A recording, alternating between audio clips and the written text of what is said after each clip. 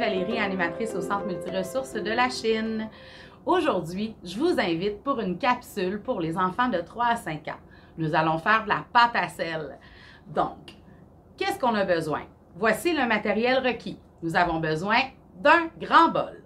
Nous avons besoin d'un plateau ou d'une assiette. Une cuillère de bois, des emporte-pièces pour vous amuser. Et aussi, pour après, quand ce sera sec, nous avons besoin de la peinture, un pinceau ou des brillants. C'est comme vous voulez.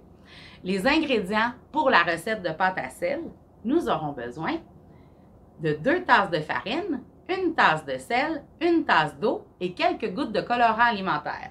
Allons-y! Donc, nous avons mesuré 2 tasses de farine ainsi que 1 tasse de sel et 1 tasse d'eau. Maintenant, nous allons brasser un petit peu et nous allons rajouter le colorant alimentaire. Nous avons décidé de faire une couleur mauve, donc nous allons utiliser le rouge et le bleu.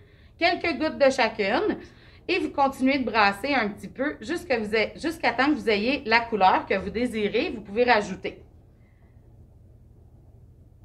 Et voilà. Donc, nous allons brasser un peu jusqu'à ce que ça devienne une petite pâte. Ensuite, nous pourrons la modeler.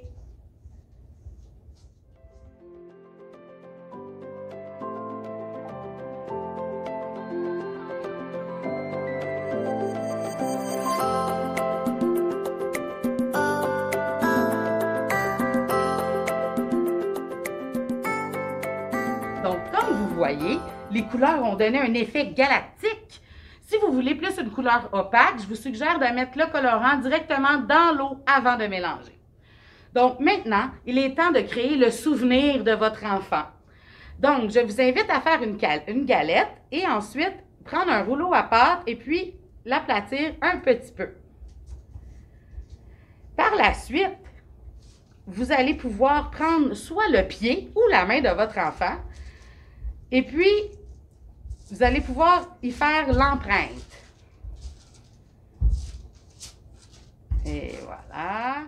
Donc, on va prendre la main et on va créer l'empreinte. On appuie pour que les doigts rentrent bien dans la pâte et on attend quelques instants.